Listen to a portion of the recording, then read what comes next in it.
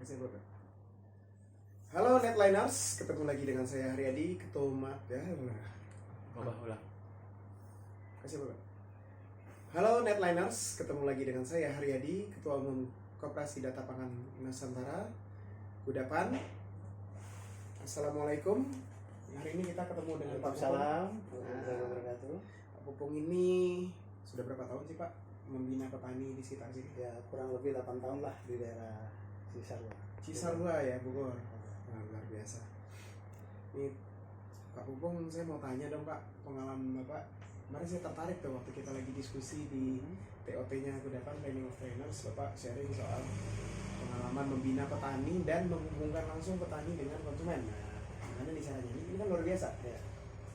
Oke, saya mulai ya. Silakan Pak. Baik. Awalnya saya hanya bertani biasa.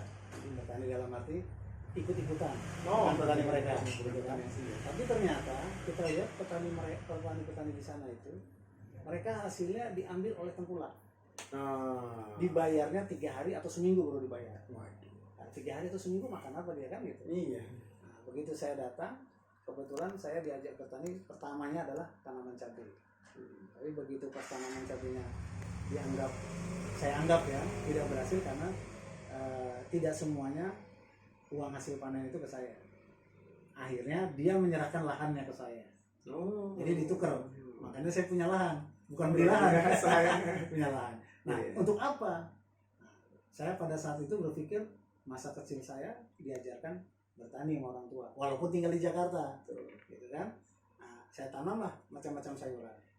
Tetap pertamanya adalah saya kasih ke tengkulak yang biasa membeli.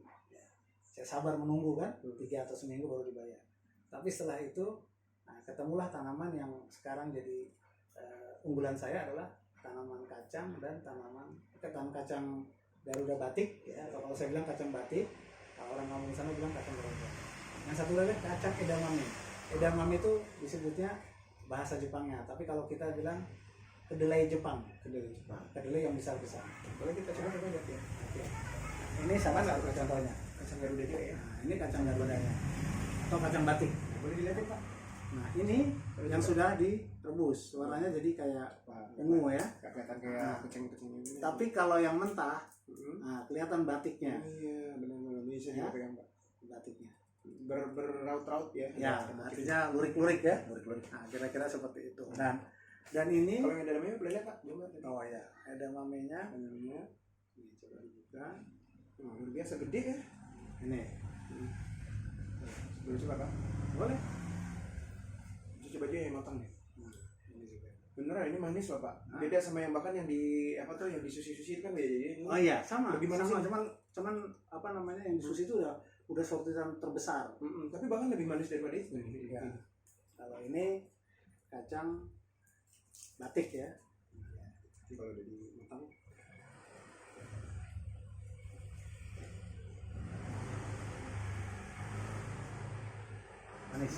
Manis. Nah, kalau ini kacang edamame yang sudah dikupas, lalu saya vakum dan taruh di freezer.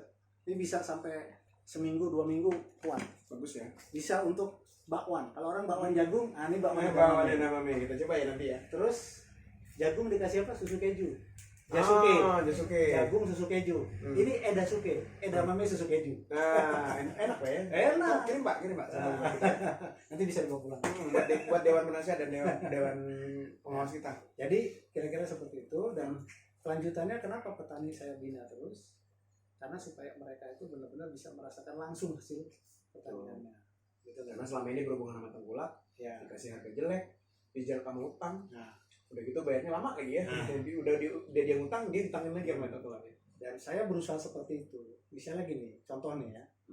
Saya ajak petani di sini bertani, terus saya bayar cash. Itu jarak 5-10 kilo, itu petani di sana dengar. Wah, marketing. Kamu bayarnya cash. Dicari, nanti saya panen gitu kan. Tapi kan saya perlu modal kalau gitu. Betul. Ya kan? Selama saya ada, saya lakukan. Tapi kalau belum, saya cari pemodal yang bisa membantu petani. Luar biasa. Itu dia. Nah, itu pertanyaan nanti Pak. Nah, saya masih tertarik. Pertama Pak, Pupung udah jadi tengkulak malaikat. Tengkulak tapi malaikat gitu ya. Tengkulak tapi harga ngasih harga bagus. Terus bayarnya cash on carry ya, berarti ya. Oke, SMK ini pakai pesen delivery. Langsung saya datang ke ini Oh, ya, pesen kiri. Bapak yang datangin ya, bukan bapak yang ke delivery ya. langsung saya antar. Saya samperin. Nah, itu tadi tengkulak tapi tengkulak malaikat. Nah, tapi waktu lagi sharing kan saya dengar juga. Bahkan jadi rentenir juga. Rentenir malaikat. Nah, ini lagu rentenir malaikat gimana, Pak? Nah, itu gini.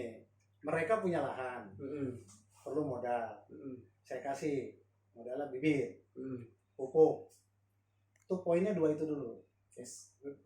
Tapi kan kadang-kadang dia, Pak, saya belum beli beras nih, di rumah nggak ada beras. Nah, Ya kan? Kalau soal makanan lainnya lauknya ya sayuran sawi 40 hari panen dia bisa inilah ya. Ini 3 poin ini. Saya berikan, saya catat. Nanti dibalikannya dari hasil panen ya segitu aja, nggak ada bunga. Misalnya modalnya 2 juta, ya balikin 2 juta. Panennya 5 juta, untung 3 juta kan? Bagi 2. Bagi hasil. Iya, bagi hasil boleh dong, enggak? Iya ya. Enggak, bagi hasil. Kira-kira seperti itu. Tapi itu kan luar biasa, Pak. Ada lagi yang seru lagi gini. Saking percayanya toko obat, saya by phone atau by WA, Pak Pri, tolong nanti petani saya mau ngambil bibit ini misalnya atau pupuk apa gitu kan, dikasih dicatat, kan saya yang bayar. Kadang-kadang 1 bulan atau 2 bulan baru saya bayar ke toko obatnya. Karena dia udah percaya kan. Ya udah, kalau toko-toko kan mereka udah punya modal sendiri, nggak masalah ya. Iya, nggak masalah. Tapi kepercayaan dia sama saya kan berarti itu suatu kebahagiaan juga bagi saya. Daripada saya datang ke sana jauh-jauh. Bukan hanya tadi dia ya, secara bisnis itu wajib ya. Kedua itu mendatangkan kebahagiaan ya. Bahwa kita dipercaya banyak orang gitu ya. Kedua, bahagia yang bukan jadi percaya. Bahagia kita bisa ngajak petani juga enak gitu. Kalau petani yang maju kan kita senang juga. Luar biasa. Ini sistem rentenir itu rentenir apa ya? Malaikat. Tapi saya nggak percaya, Pak. Nggak begitu, saya nggak orangnya nggak percaya. Namanya orang Padang. Kita nggak percaya di cerita-cerita itu, saya uji dulu. Pandai pedagang. Iya, harus wajib itu sejak lahir kita udah nawar sambal aja kita tawar, Pak. Jadi dari mana Bapak? Kan Bapak membaikin petani ngasih. Bapak sendiri modalnya dari mana? Harus ada dong.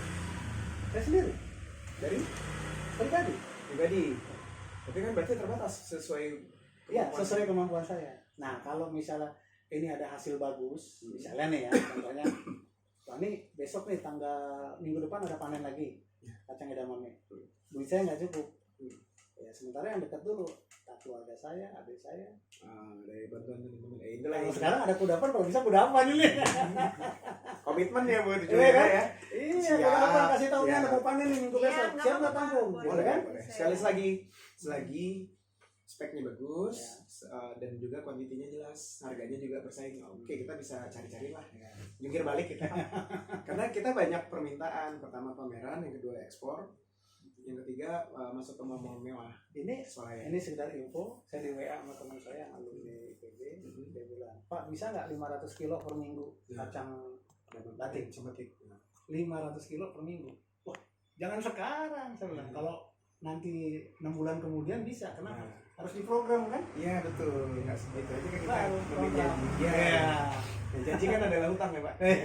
Janji doang nanti Yang penting nggak keluar harga menguntungkan petani. Yang penting itu. Sebenarnya seberapa jauh sih Pak antara harga yang selama ini dikasih tengkulak dengan harga yang Bapak kasih? Berapa jauh? Sekarang gini, saya jual 20.000 per kilo. Ya. Itu jujur-jujuran ya? Iya, jujur nih. Saya jual 20.000 per kilo. Saya dapat bisa 12, bisa 13. Supaya 8.000. Iya. Tapi tengkulak beli 10.000. Oh, ya jelas mendingan lari cash lagi. lagi. Mending berbohong sama orang jujur. Iya. Gimana-mana. Tapi sebelum saya jual, saya order dulu sama teman-teman. Nah itu tadi jaringan tadi. 20.000 itu harga pasar yang harusnya mereka nikmati. 12.000. Saya jualnya 12.000 dari petani. Ya, maksudnya ini harga tingkat petani gitu ya. Petani 12. Nah kalau kita di kudapan lebih parah lagi Pak. Saya bilang sama petani ini kan kopi kita fokusnya, saya bilang sama petani kopi. Kalau memang bagus dan bisa cepat, saya harganya 100, kita lebih 101. Nah kan mereka terpacu tuh. Oh iya Pak siap, kita cepat gitu. Walaupun itu cuma 1.000 per kilo, itu bagi mereka kan udah bikin senang ya. Iya. Tapi beda kacang batik ya. Kacang batik tuh petani tuh bisa 15-16. Oh. Yang batik. Kalau edamame dari petani tengkulak tuh 10 ya, memang kasihan kan. Saya akan lebih naik lagi, pokoknya paling nggak 1.000 lah saya naik. Ya memang harus gitu Pak, memecut. Nah, tapi harus ada pecutnya juga kan ya. Kita kasih reward, tapi kalau macam-macam gimana Pak? Tadi. Nilai katalan. Contoh, janji contoh. nggak ditepatin. Contoh nih, Ya. saya pernah nampung alpukatnya petani, 4 karung, berapa kilo, saya bayar cash. Saya bilang saya minta yang 1 kilo isinya 4, besar-besar kan. Saya berikan kepada salah satu pejabat. Begitu 3 hari dia kupas busuk. Berarti kacang. Setelah itu udah lama. saya nggak tarik lagi tuh petani kan. Iya. Berarti kan bohongin saya. Harus dihukum ya. Iya. Nggak bisa dibiarin aja. Padahal harga udah bagus. Udah bayar tuh kejadiannya. Udah. Nah, kan sering kejadian gitu. Kita udah percaya tapi dikhianatin. Nah, 2 kali saya gitu akhirnya putus. Sambil berjalan itu dia minta jualin pisang, panjang gua Pak, kayak pisang Ambon tapi bukan pisang Ambon. Ada yang jual tales. Ya kembali lagi kita niatnya kan bantuin petani. Ya saya ambil semua. Saya ambil jual. Tapi kebanyakan nyari kacang sama alpukat. Nah, karena alpukat saya dibohongin sama ini, ya udah. Sore langsung ya. Nah, Gitu ya. selesai. No. Emang harus kerja Kalau Bang, ya? kacang, kebetulan saya ada lahan, ya walaupun lahannya lahan garapan, tapi saya minta petani yang orang sana yang garap. Memang yang kayak gitu tuh harus Dari situ nanti petani lain lihat, oh itu bagus nanam ini misalnya gitu kan, kacang Garuda misalnya atau kacang batik. Tadi ikutan nanam dengan ritmenya seminggu atau 2 minggu bedanya. Jadi begitu habis panen ini. Jadi saya bilang kalau mau diambil sama saya, ayo daftar. Kapan tanamnya gitu. Jadi saya bisa prepare kan? Betul. Oh, ini 3 bulan ke depan panen sekian kilo kan gitu. Jadi konsep rasa sayang terhadap petani itu tadi Harus rewardnya harus luar biasa. Marahinnya juga harus luar biasa ya. Harus bisa keras juga. Kerasnya harus ada. Iya, kalau telat 5 menit denda 50.000. Kalau saya pesan Pak, biasa kalau saya telat pesan nanti saya lihatin Pak, saya lihatin pesan. Siap. Waduh, list pertanyaannya banyak banget. Karena saya penasaran sama Pak Bokomi. Udah. Challenge-nya sejauh ini apa Pak? Ya, bikin sistem seperti ini. Begini, saya pertama bilang, kamu jadi orang kaya, Ya, ayo ikutin saya. nah, Kalau nggak ikutin, bikin terus. Kedua, yang paling berat, kamu bohongin saya, kamu kere seumur hidup. Nah, kena karma ya. Jadi itu aja Iya. yang saya ini kan. Kembali lagi di pihak kitanya yang harus tarik kembali. Bicaranya gampang, ikhlas. Ngelakuin yang kadang-kadang. Oh iya Pak, saya sendiri ngalamin Pak. Karena pernah saya Mencintai dengan ikhlas tuh nggak segampang teorinya. saya pernah membina 18 petani, saya kasih golok satu-satu dia petani, ya. Ya, karena dia pergi kemana-mana harus bergolok kan, Iya. entah nebang pohon atau apa. Oh, kan? kirain mau debt collector Nah, ya? Bukan. Itu seragamnya kan. Heeh. Itu namanya petani pasti punya golok atau arit. Kira-kira seperti itu. Kalau misalnya ada pohon duri yang apa namanya turi ya, untuk makanan kambing, dia ingat saya melihara kambing juga kotornya bawah. Itu kambing saya. Kan kotorannya bisa untuk pupuk kan putar juga. Itu karena dia merasa disayangi ya. Jadi melakukan dia juga ngasih ke kita lebih gitu. Nggak sekedar yang diminta aja. Tapi kan tidak semuanya begitu. Dari 18 itu yang awet cuma 4. Oh, Yang lainnya mundur pelan-pelan karena dia punya Iya, nilai. mana lah tahannya digituin. Nah, Kasih disiplin keras. mentalnya. Iya. Memang nggak semua orang bisa disayangi juga.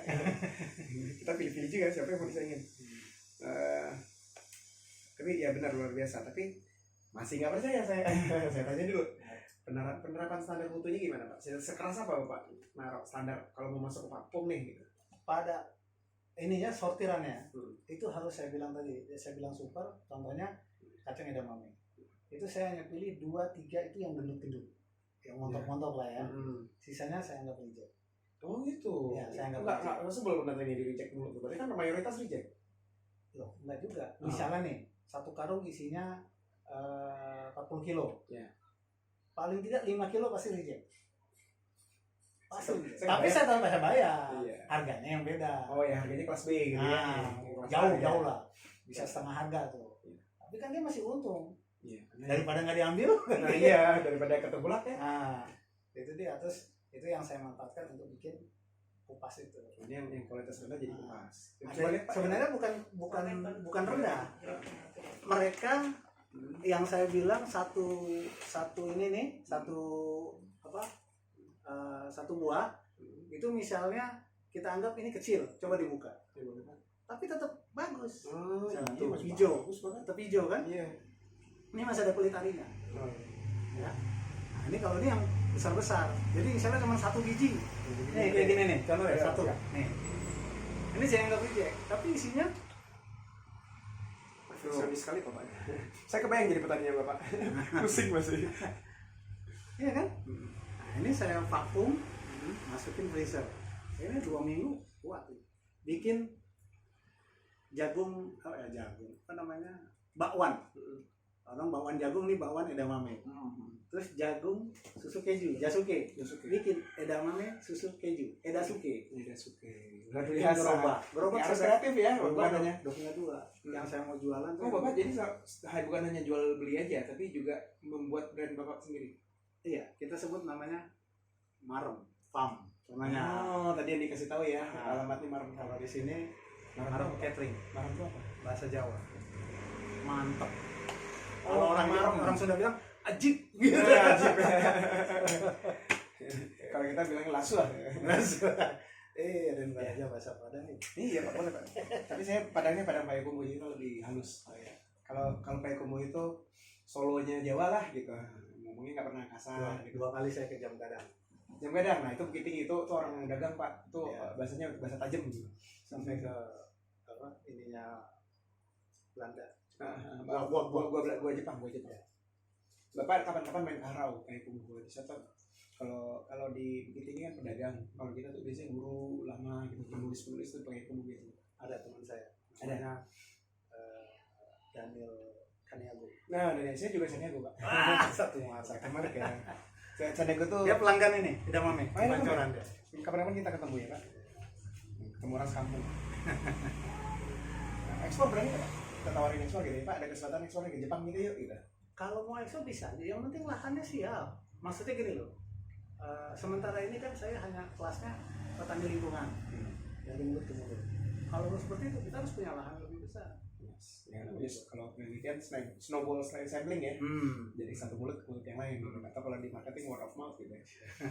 Kita bilangnya snowball sampling.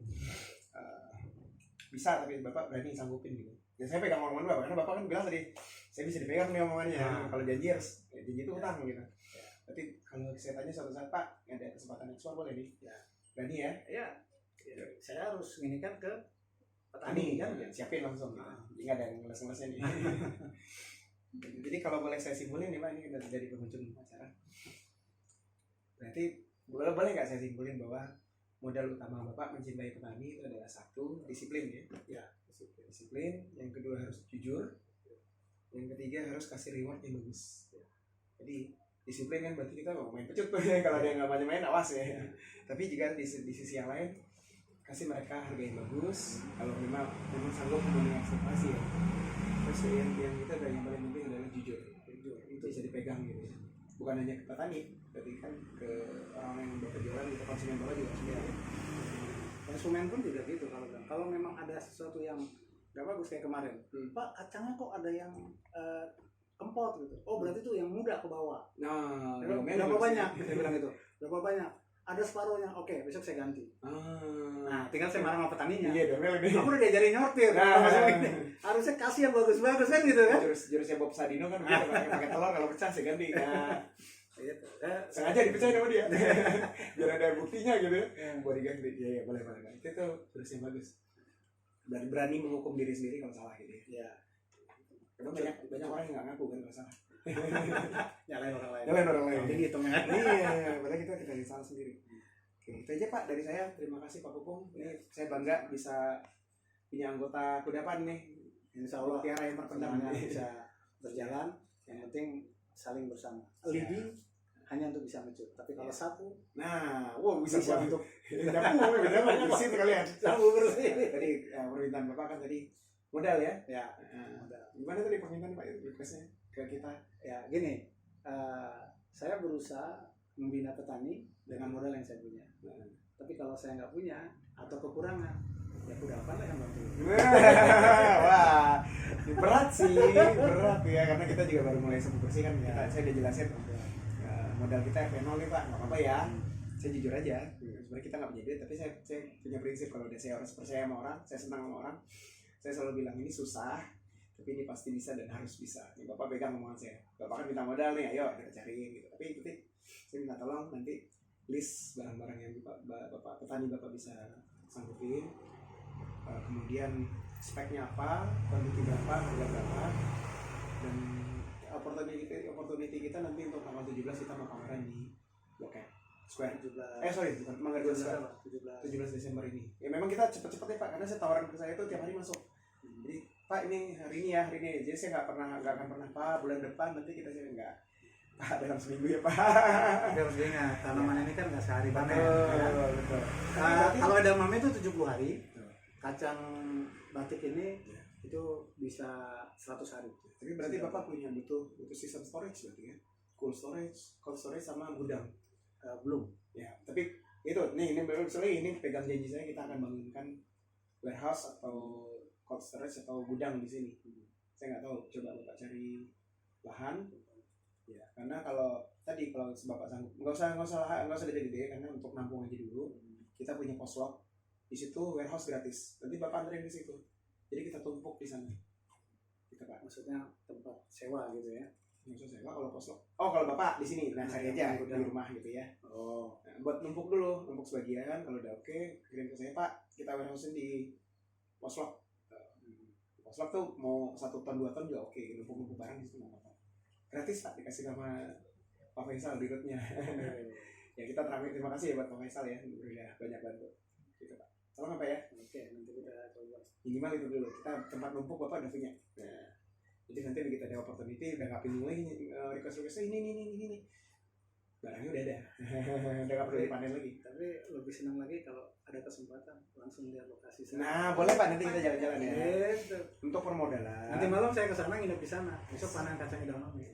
Ya, nah untuk permodalan kita ada rekanan begini. Saya baru di-approve 2 hari lalu Pak. Malam-malam tuh jam 12 malam sebelum alhamdulillah gitu. Dari Pegadaian nanti. Nah, Bapak siapin nama, nomor KTP, domisili rumah, apa ya? Bayar pembayaran listrik sehingga dia jadi percaya dari sini ada usaha. Gitu, nanti saya coba dulu karena saya udah di-approve nanti kan saya tinggal ngomong. Tolong Pak kita sekalian bantu. Pegadaian bisa bantu. Ada yang namanya itu permodalan syariah yang maksimal 10 juta. Tapi ya kalau Bapak bisa cepat bayar kan berarti kan bisa ambil lagi, bisa bayar lagi kita terus syariah bagi hasil. Ada gak ada invoice kan Pak? Gak ada invoice itu Bapak minta saya pesan nih. Bapak kirim invoice ke saya bikin PO, ada buktinya. Bapak kirim invoice, tagihan ke saya tanda tangan, let's say 50 juta gitu ya. Nah sebelum kan kadang-kadang orang nggak bayar cepat kan, kadang-kadang sebulan 2 bulan, apalagi kalau BUMN gitu ya, tuh bisa 6 bulan malah. Nah Bapak bisa bawa invoice itu ke Pegadaian. Kalau nggak salah saya lupa berapa nilai totalnya, tapi sekitar 50M. Bapak bisa ajukan, nanti dicairin dengan jaminan invoice-nya. Gitu. Jadi kalau bicara uang, dari zaman sekolah, saya nggak bisa ngitung-ngitung. Nah, malaikat aja gitu tadi. Kalau saya orang Minang begitu Pak, lahir udah harus bisa ngitung. Jadi kuliah tuh zaman pelajaran akuntansi. Nah, akuntansi nggak bisa ngitung gimana caranya Pak? Akuntansi sejarah. Bukan, maksud saya pelajaran akuntansi saya main kode. Jadi kalau ujian kamu yang sering masuk titip absen. Titip absen kan? Dia mau ujian, ini ada soal, ini ada jawaban, tolong ajarin. Iya. Saya dulu asli ada soal, saya ngerti beda kan? gitu. Bagaimana ngerjainnya? Udah 4 kali belajar, besok ujian. Selesai. Yang penting lulus dulu. Iya. Karena bidang saya bukan di situ. Makanya saya terus terang yang namanya ngitung angka, bicara akuntansi paling nggak. Luar biasa. Saya dulu Tadi pertanyaannya berapa untungnya tadi saya cerita. Iya. Istri saya juga nanyain kan hasil sana Oh iya tuh. jangan ikut campur. Urusan dapur ada. Urusan ini saya sama Tuhan. Iya. Ya luar biasa tadi kan dari 12 gitu ya. Tapi kan uangnya goib. Selagi barangnya belum terjual goib kan. Goib Itu pengalaman pribadi yang saya alami sejak tahun 2010. Pengalaman itu akhirnya saya lakukan itu sampai sekarang. Luar biasa. Saya salut. Tidak perlu bicara angkanya dapat berapa, tapi suatu saat pasti yang atas ngasih tahu lu lagi butuh nih, kasih rezeki kan. Kita yang pantas jadi ketua umum kayaknya Bapak deh. Saya malu di sini kalau dia jadi ya kan. Itu namanya diwariskan, ilmunya diwariskan. Canda Pak, canda. Nanti pun begitu tahapnya ya. Iya. Oke, itu aja Pak. Terima kasih untuk semuanya. Assalamualaikum warahmatullahi wabarakatuh. Waalaikumsalam. Semoga sukses semua. Ya. Amin. itu Pak, saya ada request kita mau tanggal 17 ke Square. Itu pelanggannya anak muda, ada mami juga pun terus 12 Desember. apa yang bisa Saya saya tanggal 10 ke Jogja, Vespaan. Kelompok Vespa, ajakin komunitas Pak. Vespa. Oh dong saya. Lah, ajakin Di komunitasnya. saya sebutnya ini deh. Ini saya Terus saya naik motor bisa ada sih kok. iya, Kan nah, dia komunitas Vespa. Ada nggak yang belum punya tandem boncengan? Oh, rata-rata malah sendiri. Ya kan seatnya 2, Nah, saya numpang aja bonceng. Jadi kalau ngantuk saya ngambil gitu. bukan mobil gini. Kita ini kelompok khusus saya ya, khusus saya kelompoknya nih kebanyakan mereka pegawai. Jadi berangkatnya saat Jumat malam, Minggu udah pulang. Iya ya, Bapak. Kalau yang pada ini itu dia malah dari hari Rabu udah jalan naik motor. Kalau kita enggak taruh di towing, kita jemput di sana. Iya. Yang mana boleh nggak sih? Kerjanya. Boleh nggak saya ikut untuk? Saya punya makanya saya motor saya fit, Supra fit. Nggak bisa diikutkan. Jadi saya bonceng boleh nggak? Kalau ada yang bisa stand lebih bagus. Enggak, harus masuk komunitas karena Oh, harus anggotanya, masuk. Iya. anggotanya itu. Daftar kalau gitu saya daftar. Daftar Vespa bisa cari. Vespa di laki-laki aja. Ayo sambil coba. Nah ini Pak, ini kan ada banyak nih. Hmm? Ada kan yang stok ready. Saya ambil ini buat nanti pameran. Tapi